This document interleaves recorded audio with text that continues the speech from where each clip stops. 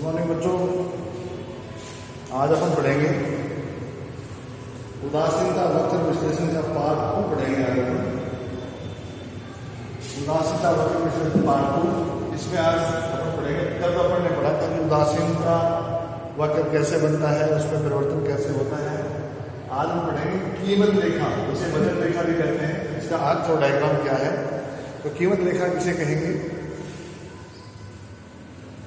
उपभोक्ता की दी हुई आय और 2 या 2 से अधिक वस्तुओं की कीमत, यानी एक ऐसी रेखा जो उपभोक्ता की दी हुई आय पर विभिन्न वस्तुओं की कीमत के अनुसार वह कितनी मात्रा में वस्तु खरीद सकता है, इसकी व्याख्या अपन आज इस कीमत रेखा में पढ़ेंगे। जैसे उदाहरण के तौर पर मैं कहूँ, किसी उपभोक्ता की आय मान लीजिए 50 रुपये है और 2 वस्तुएं, सुविधा के हिसाब से अपन 2 वस्तुएं ले रहे हैं।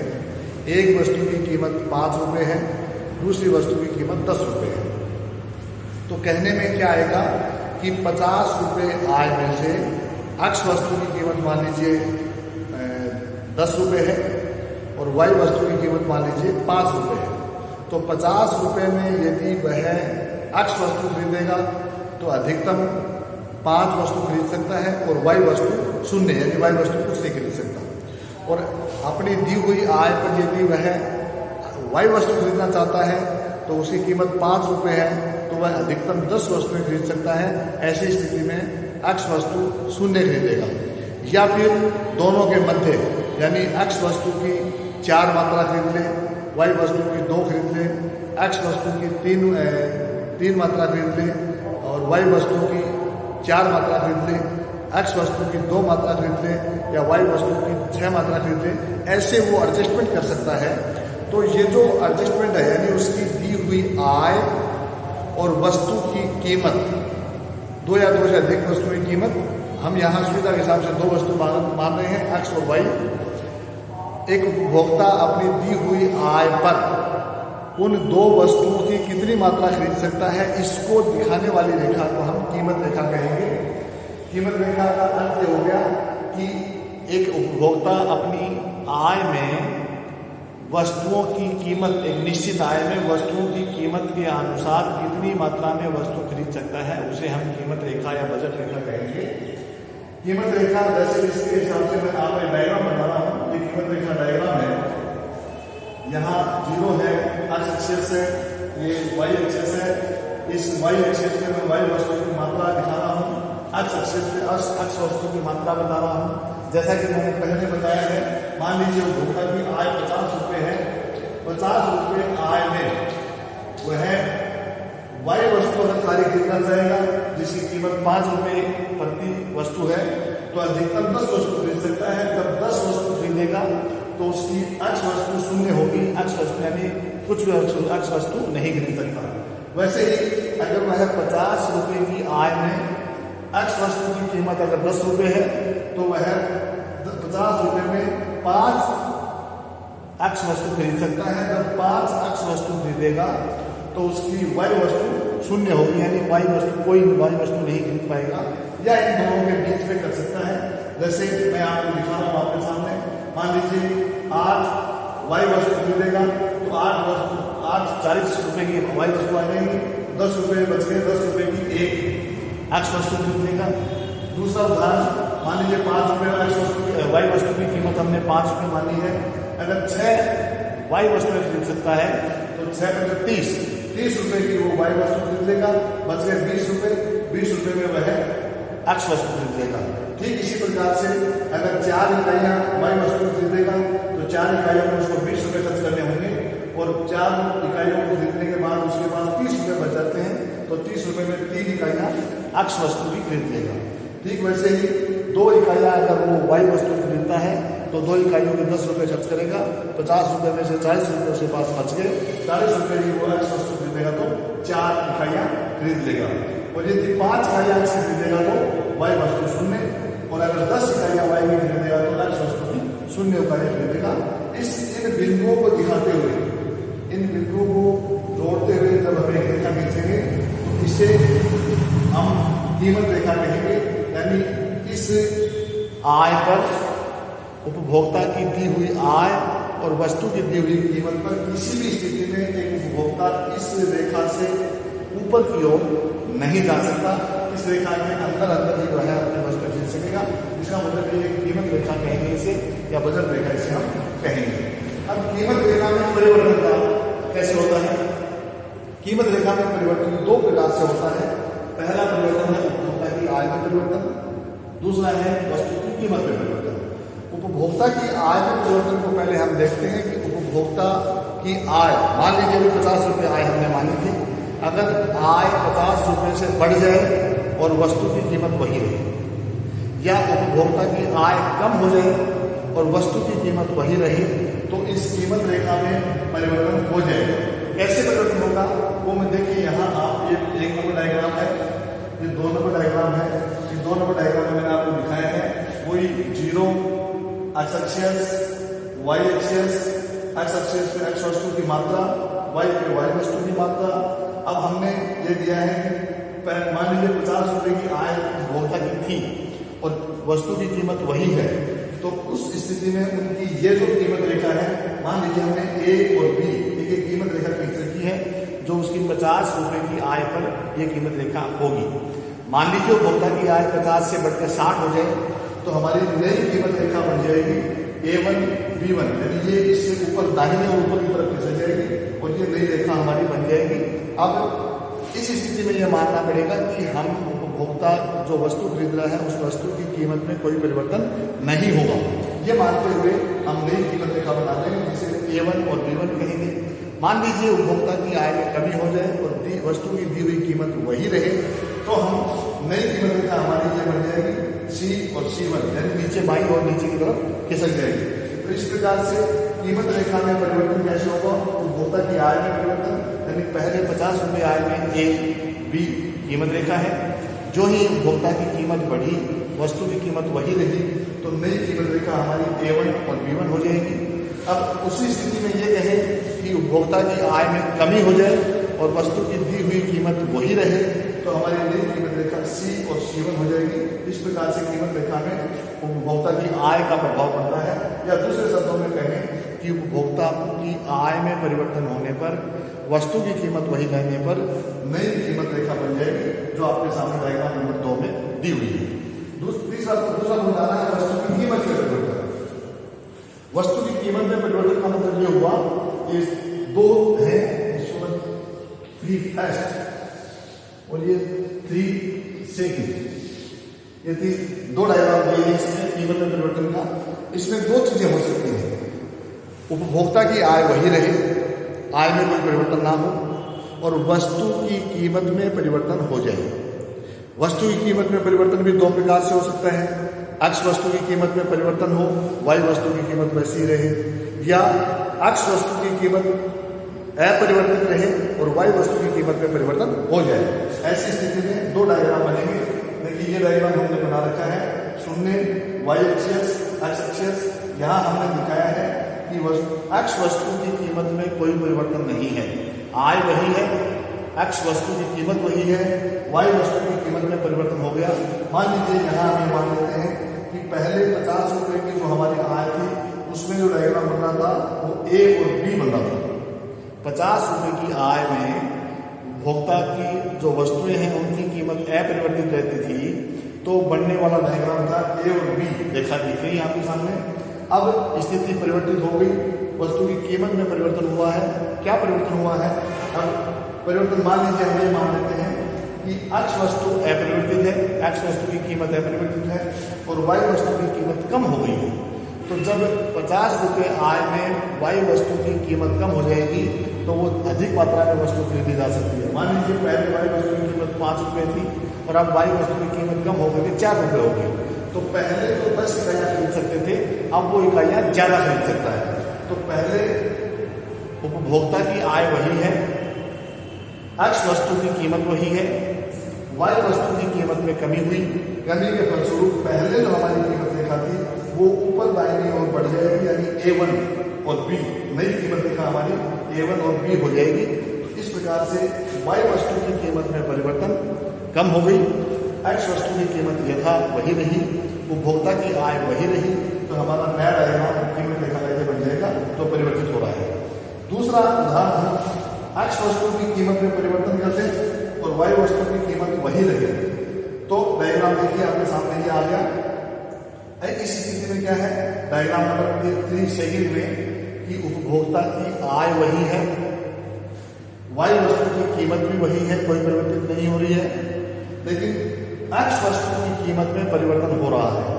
तो पहले जब तीनों चीजें एक समान थी, आय वही थी, दोनों वस्तुओं की कीमत वही थी, तो हमारा डायग्राम बन रहा था ए और बी, ये हमारी कीमत रेखा बन रही थी। अब परिवर्तित स्थिति क्या हुई, कीमत रेखा में परिवर्तन कैसे हुआ कि उपभोक्ता की आय वही है, एक्स वस्तु है, वाई वस्तु की कीमत वही है और एक्स वस्तु की कीमत कम हो गई। तो जो पहले 10 रुपये कीमत थी, मान लीजिए घटकर के 8 रुपये हो गई, तो पहले 50 रुपये में वो 5 वस्तुएं खरीद सकता था, अब वो वस्तुएं 5 से बढ़ करके 4 हो गया। तो अब क्या हुआ, नई कीमत रेखा हमारी क्या हो गई, ये दाहिनी और ऊपर की तरफ की कीमत रेखा एक्स एक्सिस पे आ गई। अब नई कीमत रेखा हमारी बन गई AB1, ये हमारी नई कीमत रेखा बन गई। तो ये है कीमत रेखा में परिवर्तन 2 प्रकार से हो सकता है, उपभोक्ता की आय में परिवर्तन, इसका मतलब ये हुआ कि वस्तु की कीमत वही रहेगी, उपभोक्ता की आय परिवर्तित हो जाएगी, आय कम हो सकती है, आय वृद्धि हो सकती है, दोनों अवस्थाओं में हमने डायग्राम बनाया। दूसरा परिवर्तन का कारण है वस्तु की कीमत में परिवर्तन। वस्तु की कीमत में परिवर्तन का मतलब ये हुआ कि एक उपभोक्ता की आय वही रहेगी, एक वस्तु की कीमत वही रहेगी, दूसरी वस्तु की कीमत में परिवर्तन होगा, तो उससे नया डायग्राम बन जाएगा। अब अगला पॉइंट आता है उपभोक्ता का संतुलन। सामने एक उपभोक्ता सामने व्यवस्था में कब होगा, अब आपके सामने 2 चीजें आ गई। एक तो है इनडिफरेंस कर्व, जो अपने कल के लेक्चर में पढ़ा था। इनडिफरेंस कर्व की उदासीनता वक्र कैसे बनता है, जो एक ऊपर बाईं ओर से नीचे दाहिनी ओर देखा जाती है, जिसे हमने आपको बताया था। और कीमत रेखा कैसे बनेगी, एक्स एक्सिस और वाई एक्सिस को छूते हुए एक जो सीधी रेखा खींचते हैं उसे हम कीमत रेखा कहेंगे। एक उपभोक्ता का सामने वहां होगा जहां कीमत रेखा उदासीनता वक्र रेखा को स्पर्श करती हुई होगी। मान्यता है इसकी, पहली मान्यता, जहां कीमत रेखा उदासीनता वक्र रेखा को स्पर्श करती हुई होगी वहां फर्म का साम्य होगा। नंबर 2, दूसरा पॉइंट क्या है, कीमत रेखा और उदासीनता वक्र रेखा का ढाल बराबर होना चाहिए, यानी जहां स्पर्श कर रही है, स्पर्श के बिंदु पर दोनों में एक समान ढाल होना चाहिए, तभी वहां उपभोक्ता साम्य व्यवस्था में होगा। इसके लिए मैंने आपके सामने डायग्राम नंबर 4 बनाया है, ये डायग्राम नंबर 4 है। अब आप देखिए यहाँ ये 0 x axis, y axis, y axis पे वस्तु वाई, एक्स एक्सिस पे वस्तु एक्स आपके सामने है। ये ए और बी आपकी कीमत रेखा है। अब हमने यहाँ 3 उदासीनता वक्र रेखाएं खींची हैं। 3 उदासीनता वक्र का मतलब ये है, पहली आईसी वक्र नंबर 1, ये देखिए, फिर आईसी वक्र नंबर 2, फिर आईसी वक्र नंबर 3। अब कीमत रेखा और उदासीनता वक्र स्पर्श कहाँ करेंगे देखेंगे, तो सबसे पहले मैं 3 नंबर पे आ रहा हूँ। ये 3 नंबर का उदासीनता वक्र है, ये आपके सामने है। इसको कहीं भी कीमत रेखा स्पर्श नहीं कर रही है, इसका मतलब यहाँ कोई साम्य की अवस्था नहीं होगी, इसको अपन छोड़ देते हैं। फिर आते हैं पॉइंट नंबर आईसी वक्र नंबर 1 पे। आईसी वक्र नंबर 1 देखिए, ये है आपके सामने। इस आईसी वक्र नंबर 1 को कीमत रेखा 2 जगह स्पर्श कर रही है, E1 और E2 2 जगह स्पर्श कर रही है। इसका मतलब ये हुआ, पहली शर्त पूरी होती है कि उदासीनता वक्र रेखा कीमत रेखा को स्पर्श करनी चाहिए, पहली शर्त तो पूरी हो रही है। लेकिन दूसरी कंडीशन जो है, मान्यता है, वो ये है कि उदासीनता वक्र कीमत रेखा को जहां स्पर्श करता है वहां उनका ढाल बराबर होना चाहिए। अब यहां देखिए E1 पे कीमत रेखा का ढाल धीमी गति से है नीचे की ओर, जबकि उदासीनता वक्र का ढाल तेजी से नीचे की ओर आ रहा है, इसलिए ये नहीं हो सकता, यहाँ सामने नहीं हो सकता। दूसरा, यहाँ स्पर्श कर रही है, यहाँ भी हम देख रहे हैं कि कीमत रेखा का ढाल तेजी से नीचे जा रहा है, जबकि उदासीनता वक्र का ढाल धीमी गति से नीचे की ओर जा रहा है, दोनों का ढाल बराबर नहीं है, इसलिए यहाँ भी सामने नहीं हो सकता। अब तीसरा हो जाता है आईसी वक्र नंबर 2। आईसी वक्र नंबर 2 में देखिए, यहाँ ई बिंदु पे आईसी वक्र नंबर 2 और कीमत रेखा दोनों स्पर्श कर रही है। पहली कंडीशन पूरी हो रही है कि उदासीनता वक्र कीमत रेखा को स्पर्श कर रहा है ई बिंदु। दूसरी कंडीशन क्या है, जहां कीमत रेखा उदासीनता वक्र रेखा आपस में स्पर्श करते हैं वहां दोनों का ढाल एक समान होना चाहिए। तो ये देखिए ई बिंदु पे दोनों का ढाल एक बराबर है।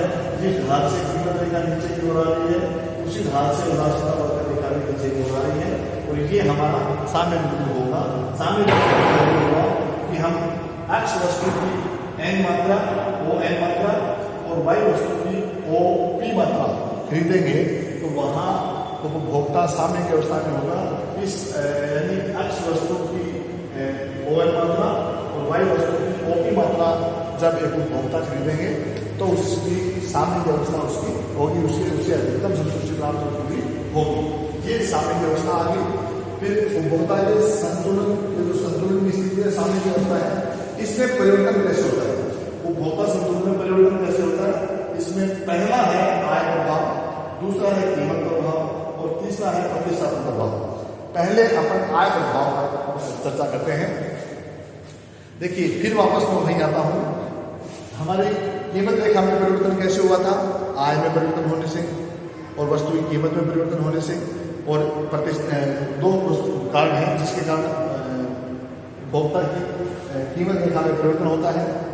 और उपभोक्ता का संतुलन कहाँ होता है, जहाँ कीमत रेखा और उदासीनता वक्र रेखा दोनों आपस में स्पर्श कर रही हों और दोनों रेखाओं का ढाल एक समान हो, वहाँ उपभोक्ता का साम्य होगा। अब इस साम्य में परिवर्तन के लिए वापस कोई दो तो ये हो गए आय और कीमत, तीसरा है प्रतिस्थापन प्रभाव। आय प्रभाव क्या है, तब वापस मैं वहीं आ रहा हूँ कि आय प्रभाव से कीमत रेखा में परिवर्तन होता है। यानी आय में वृद्धि होगी तो कीमत रेखा ऊपर दाहिनी ओर चली जाएगी, कीमत आय में हमारी कमी होगी तो कीमत रेखा नीचे बाईं ओर आ जाएगी। और साम्य कहाँ होगा, जहाँ उस कीमत रेखा को उदासीनता वक्र रेखा स्पर्श करेगी वहाँ उसका साम्य होगा। तो आय प्रभाव क्या है, पहले मैं इसके बारे में बात कर रहा हूँ। डायग्राम नंबर 5, ये 5 पे आ रहा हूँ। 5 नंबर डायग्राम देखिए, ये हमारी पहली कीमत रेखा है, ये हमारी दूसरी कीमत रेखा है। पहली कीमत रेखा ए बी, दूसरी कीमत रेखा A1 B1 और तीसरी कीमत रेखा A2 B2। 3 कीमत रेखाएं हैं। हर कीमत रेखा पर सामने कहाँ होगा, जब उस कीमत रेखा को उदासीनता वक्र छुएगा, स्पर्श करेगा और ढाल बराबर होगा। तो देखिए पहली कीमत रेखा को आईसी वक्र नंबर 1 ये यहाँ स्पर्श कर रहा है, पी बिंदु में स्पर्श कर रहा है, दोनों का ढाल बराबर है। ठीक यहाँ कीमत रेखा 2 आईसी B1 और A1 जो आपके सामने दिखा रखी है, इस पे सामने कहाँ होगा, जहाँ दोनों स्पर्श करेगी और दोनों का ढाल एक समान होगा। ये बिंदु है E1, यानी पहली कीमत रेखा पे E, दूसरी कीमत रेखा पे E1 और ऐसे तीसरी कीमत रेखा पे E2। ये तीनों ऐसे बिंदु हैं जहाँ कीमत रेखा और उदासीनता वक्र रेखा आपस में स्पर्श कर रही हैं और तीनों का ढाल एक समान आपस में आ रहा है। तो इन तीनों बिंदुओं को छूते हुए जब हम जीरो से सीधे रेखा खींचेंगे तो उसे कहेंगे इनकम कंजम्पशन कर्व, यानी उपभोक्ता के संतुलन में आय प्रभाव। आय प्रभाव आपके सामने पॉइंट नंबर 5 में मैंने दिखाया है, जो आपके सामने है। दूसरा है कीमत प्रभाव। कीमत प्रभाव का मतलब क्या हुआ, जिसे हम कहेंगे 6 नंबर है। कीमत प्रभाव का मतलब क्या हुआ, कीमत रेखा में परिवर्तन में वस्तु की कीमत से परिवर्तन कैसे होता है मैं आपको पहले बता चुका हूँ, फिर थोड़ा इसको रिवाइज कर रहा हूँ। उपभोक्ता की आय अपरिवर्तित हो, आय में कोई परिवर्तन ना हो, एक वस्तु की कीमत में परिवर्तन हो, दूसरी वस्तु की कीमत यथावत रहे। सुविधा की दृष्टि से हम यहाँ ये मान लेते हैं कि वाई वस्तु की कीमत अपरिवर्तित है, एक्स वस्तु की कीमत में परिवर्तन हो रहा है, उपभोक्ता की आय वही है।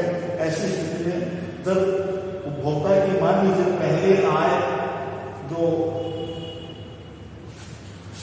ये यहां वापस लिख देता हूं, ए इसको बी, इसको B1 और इसको B2, यानी जब कीमत वही है, आय वही है, तो मान लीजिए कीमत रेखा बन रही है ए और बी। कीमत वही है, वाई वस्तु की उपभोक्ता की आय वही है, वाई वस्तु की कीमत वही है, एक्स वस्तु की कीमत कम हो गई तो हमारी नई कीमत रेखा बन गई ए बी1, ये बी1 ये कीमत रेखा बन गई। और फिर आगे बढ़ते हैं, उपभोक्ता की आय वही है, वाई वस्तु की कीमत वही है, एक्स वस्तु की कीमत कम हो गई तो हमारी नई कीमत रेखा बन गई बी2। यानी पहली कीमत रेखा ए बी, दूसरी कीमत रेखा ए बी1, तीसरी कीमत रेखा ए बी2। 3 कीमत रेखाएं बन गई। तीनों कीमत रेखाओं पे सामने कहाँ होगा, जहां इन कीमत रेखाओं को इंडिफरेंस कर्व उदासीनता वक्र स्पर्श करता हुआ होगा, ढाल दोनों में बराबर होगा, वहां सामने होगा। तो पहली कीमत रेखा में देखिए ई बिंदु पे ये कीमत रेखा है आईसी वक्र नंबर 1, आईसी वक्र नंबर 1 ई बिंदु पे स्पर्श कर रहा है। वैसे ही दूसरी कीमत रेखा है ए बी1 को आईसी वक्र ई1 बिंदु पे स्पर्श कर रहा है। ठीक वैसे ही तीसरी कीमत रेखा ए बी2 को ई2 पॉइंट पे आईसी वक्र स्पर्श कर रहा है। अब हम ई1 और ई2 इन तीनों बिंदुओं को छूते हुए एक रेखा हम खींचेंगे, उसे कहेंगे पीसीसी, प्राइस कंजम्पशन कर्व, यानी उपभोक्ता के सामने पर कीमत का प्रभाव। ये डायग्राम आपके सामने आ जाएगा। तीसरा प्रतिस्थापन प्रभाव। प्रतिस्थापन प्रभाव क्या है इसको समझिए। इसमें उपभोक्ता की आय अपरिवर्तित है, दो वस्तुएं हैं, दोनों की वस्तुओं की कीमत में परिवर्तन होगा। यानी दो वस्तुएं एक्स वस्तु और वाई वस्तु हमने ले रखी है, दोनों वस्तुओं की कीमत में परिवर्तन होता है तो उपभोक्ता की जो कीमत रेखा है वो परिवर्तित हो जाएगी। तात्पर्य ये हुआ कि या तो एक्स वस्तु की कीमत में जितनी कमी आएगी, वाई वस्तु की कीमत में उतनी वृद्धि हो जाएगी, तो आपका आय वक्र कीमत रेखा एज रहेगी, उसमें कोई परिवर्तन नहीं रहेगा। एक वस्तु की कीमत में कम परिवर्तन हो, दूसरी वस्तु की कीमत में ज्यादा परिवर्तन हो, तो आपकी साम्य की अवस्था बदल जाएगी। इसको मैंने डायग्राम में साथ में दिखाया है। साथ में डायग्राम में क्या है, ये 0 एक्स एक्सिस, वाई एक्सिस, ये एक्स वस्तु है, वाई वस्तु है, वाई पे एक्स वस्तु है। पहले हमारी कीमत रेखा है ए और बी, ए बी हमारी कीमत रेखा है। इस ए बी कीमत रेखा में सामने कहाँ होगा, जहां उदासीनता वक्र रेखा आईसी वक्र कीमत रेखा को स्पर्श कर रहा हो, ढाल दोनों में बराबर हो, ये बिंदु है ई बिंदु पे स्पर्श कर रहा है, इस बिंदु पे सामने होगा। अब हम ये कह रहे हैं कि एक वस्तु की कीमत में कमी हो गई और एक वस्तु की कीमत में वृद्धि हो गई। वो कैसे हुई, देखिए जैसे मान लीजिए वाई वस्तु की कीमत में वृद्धि हो गई, तो ये वाई वस्तु की कीमत में वृद्धि होने से ये कम खरीदी जाएगी, और एक्स वस्तु की कीमत में कमी होगी तो ये ज्यादा खरीदी जाएगी। तो ये आपके सामने नई कीमत रेखा हमने बना रखी। देखिए ये नई कीमत रेखा बन गई, यहाँ A1 और B1 नई कीमत रेखा है।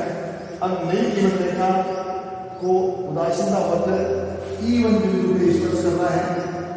अब E और E1 बिंदु को स्पर्श करते हुए जब हम एक रेखा खींचेंगे या आईसी वक्र खींचेंगे तो इसे हम कहेंगे प्रतिस्थापन प्रभाव। तो इस प्रकार से उदासीनता वक्र के संबंध में मैं वापस आपको थोड़ा सा रिवाइज करना चाहूंगा। कल हमने उदासीनता वक्र रेखा पढ़ी थी। उदासीनता वक्र रेखा ऊपर बाईं ओर से नीचे दाईं ओर इधर जो गिरती हुई होगी वो उदासीनता वक्र रेखा होगी। उदासीनता वक्र के बाद में आता कीमत रेखा है, बजट रेखा किसे कहेंगे। इसका अर्थ क्या है, यानी उपभोक्ता की दी हुई आय और वस्तु की दी हुई कीमत पर एक उपभोक्ता कितनी मात्रा में कितनी वस्तु कौन सी वस्तु खरीद सकता है, उसको दर्शाने वाली रेखा को हम कीमत रेखा कहेंगे। उदाहरण के तौर पे हमने माना था कि एक उपभोक्ता की आय 50 रुपये है, दी हुई वस्तु एक्स और वाई मान लेते हैं। एक वस्तु की कीमत 10 रुपये है, एक वस्तु की कीमत 5 रुपये है। यहाँ हमने माना है कि वाई वस्तु की कीमत 5 रुपये है, एक्स वस्तु की कीमत 10 रुपये है। इसका मतलब ये हुआ कि एक उपभोक्ता अपनी दी हुई 50 रुपये की आय में एक्स वस्तु की 10 मात्रा अधिकतम खरीद सकता है। ऐसी स्थिति में एक्स वस्तु की 0 मात्रा होगी, और या एक्स वस्तु की 5 मात्रा खरीदेगा अधिकतम, तो वाई वस्तु की की जीरो मात्रा खरीद सकेगा या उन दोनों के बीच के पॉइंट्स में वह वस्तु खरीद सकता है। कहने का तात्पर्य यह है कि इस रेखा के ऊपर की तरफ वो नहीं जा सकता, ये उसकी बजट लाइन है, ये उसकी कीमत रेखा है, इसके पार वो नहीं जा सकता इस स्थिति में। अब इसमें परिवर्तन कैसे हो सकता है? परिवर्तन के दो कारण हमें बताए थे, या तो उपभोक्ता की आय में परिवर्तन हो जाए या वस्तु की कीमत में परिवर्तन हो जाए। आय में परिवर्तन होने के फलस्वरूप हमने बताया था कि यदि उपभोक्ता की आय में वृद्धि हो जाए तो कीमत रेखा ऊपर दाईं ओर चली जाएगी, उपभोक्ता की आय में कमी होने से कीमत रेखा नीचे बाईं ओर चली जाएगी। अब आय में परिवर्तन ना हो, वस्तु की कीमत में परिवर्तन हो जाए, तो कीमत में परिवर्तन के दो प्रकार मैंने बताए थे, एक्स वस्तु की कीमत में परिवर्तन या वाई वस्तु की कीमत में परिवर्तन।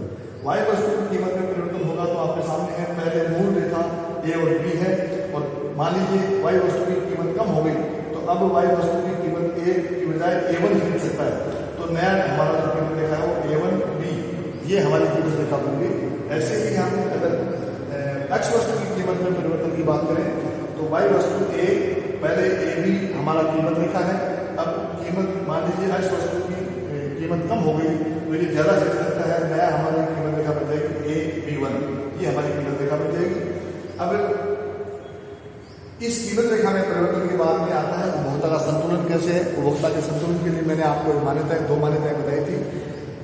संतुलन वहाँ होगा जहाँ कीमत रेखा और इंडिफरेंस एरो दोनों आपस में स्पर्श करेंगे और स्पर्श बिंदु पे दोनों का ढाल बराबर होना चाहिए। ये डायग्राम 4 डायग्राम आपके सामने है।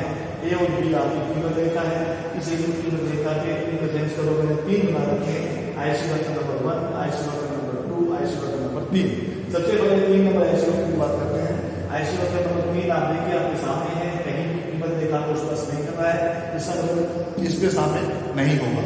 फिर अब आते हैं IC वक्र नंबर 1 पे देखिए तो ये कीमत रेखा को दो जगह से स्पर्श कर रहा है, E1 और E2 दो जगह स्पर्श कर रहा है, लेकिन दोनों जगह है पहली मान्यता पूरी हो रही है, दूसरी मान्यता पूरी नहीं हो रही। दूसरी मान्यता क्या थी कि दोनों का ढाल बराबर होना चाहिए। यहाँ ढाल कीमत रेखा का ढाल धीमी गति से है, जबकि उदासीनता वक्र का ढाल तेजी से है, इसलिए यहाँ शामिल नहीं होगा। यहाँ कीमत रेखा का ढाल तेजी से है, उदासीनता वक्र का ढाल धीमी गति से है, इसलिए यहाँ भी शामिल नहीं होगा। तो ई बिंदु सामने बचता है, यहाँ IC वक्र नंबर 2 कीमत रेखा को स्पर्श कर रहा है और दोनों का ढाल एक समान है, इसका मतलब ये साम्य अवस्था होगी। इस साम्य अवस्था पे उपभोक्ता एक्स वस्तु की n मात्रा, ON मात्रा और वाई वस्तु की OP मात्रा खरीदेगा, उस स्थिति में उपभोक्ता साम्य अवस्था में होगा। अब आते हैं उपभोक्ता के संतुलन में परिवर्तन कैसे होगा। इसके 3 बिंदु हमने बताए हैं, एक तो आय में परिवर्तन, एक कीमत में परिवर्तन और एक प्रतिस्थापन परिवर्तन। आय में परिवर्तन किसे कहेंगे, ये डायग्राम नंबर 5 में आय में परिवर्तन बताया है। आय पहले मान लीजिए हमारी आय AB आय वक्र है, फिर आय और बढ़ गई हमारी, तो नया आय वक्र बन गया A1 B1, फिर हमारी आय और बढ़ गई तो नया वक्र बन गया A2 B2। तीनों रेखाओं के सामने कहाँ होगा, इन तीनों को जहाँ उदासीनता वक्र स्पर्श करेगा वहाँ तीनों में शामिल होगा।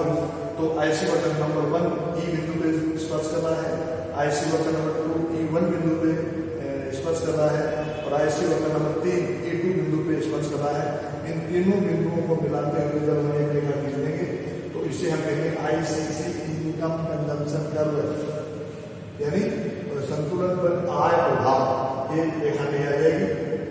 दूसरा है कीमत प्रभाव। कीमत प्रभाव आपके सामने ये है, जब वस्तु की कीमत में परिवर्तन होने के कारण हमारी कीमत रेखा में जो परिवर्तन होता है उस पे सामने के हेतु हम IC वक्र खींचेंगे, जहाँ दोनों में ढाल बराबर होगा वहाँ, जैसे यहाँ इसमें कीमत रेखा A B कीमत रेखा में E बिंदु पे ढाल बराबर है, सामने है। कीमत रेखा A B1 पे E1 बिंदु पे ढाल बराबर है, यहाँ सामने होगा। A B2 कीमत रेखा पर E2 बिंदु पर कीमत रेखा और दोनों का ढाल बराबर है। ऐसे E1 E2 इन तीनों को स्पर्श करते हुए जब हम रेखा खींचेंगे तो उसे कहेंगे प्राइस कंजम्पशन कर्व, यानी संतुलन पर कीमत प्रभाव। तीसरा प्रतिस्थापन प्रभाव। प्रतिस्थापना मतलब है एक वस्तु के स्थान पर दूसरी वस्तु को प्रतिस्थापित कर देना, एक वस्तु के स्थान पर दूसरी वस्तु को काम में लेना। प्रतिस्थापन प्रभाव का डायग्राम नंबर 7 आपके सामने है। पहले हमारा मूल जो कीमत रेखा A और B है, A और B की रेखा पे हमारा E बिंदु के सामने है। मान लीजिए Y वस्तु की कीमत में वृद्धि होगी, जिसके कारण हम A1 मात्रा खरीद पाएंगे, A1 मात्रा खरीद पाएंगे। और एक्स वस्तु की कीमत में कमी हो गई तो वो हम बी की बजाय बी1 वस्तु खरीद पाएंगे। तो ऐसी स्थिति में क्या होगा कि जब हम ई और ई1 शामिल बिंदु को स्पर्श करते हुए एक इंडिफरेंशियल रेखा खींचेंगे तो उसे हम कहेंगे प्रतिस्थापन प्रभाव से कीमत रेखा में परिवर्तित। इस प्रकार से हमारा एक टॉपिक आज यहाँ पूरा होता है। नेक्स्ट अपन कल नया टॉपिक करेंगे। धन्यवाद। जय हिंद।